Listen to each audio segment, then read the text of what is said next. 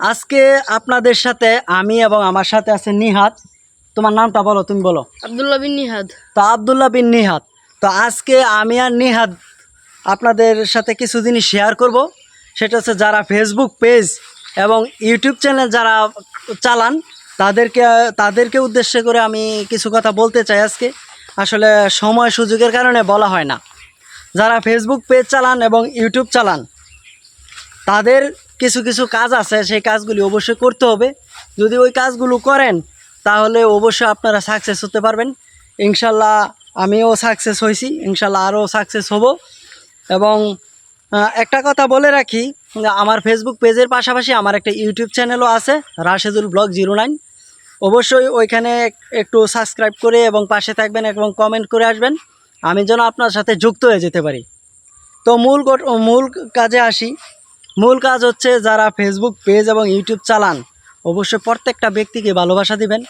তো আমার মূল কথা হচ্ছে আমি সবাইকে ভালোবাসি এবং সবাইকে ভালোবাসতে চাই এবং সবার সাথে যুক্ত হতে চাই।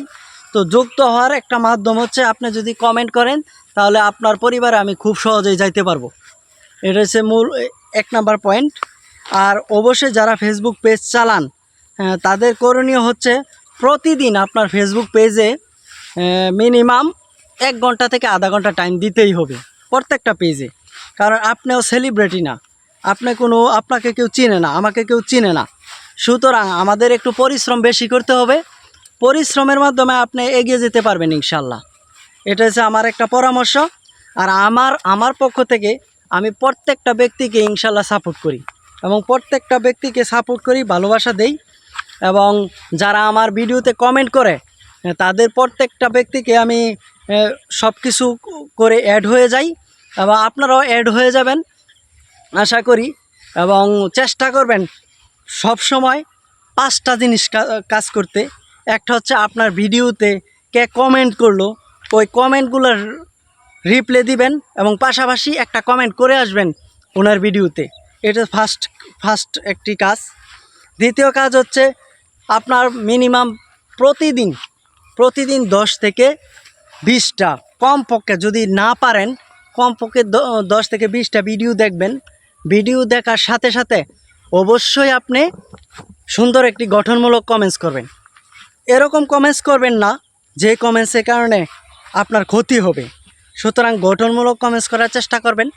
তো ফেসবুক পেজ এবং ইউটিউব চ্যানেল যারা ক্রিয়েট করবেন এই কথাগুলো মাথায় একদম গাইথা রাখবেন, তা না হলে আপনি আগাতে পারবেন না।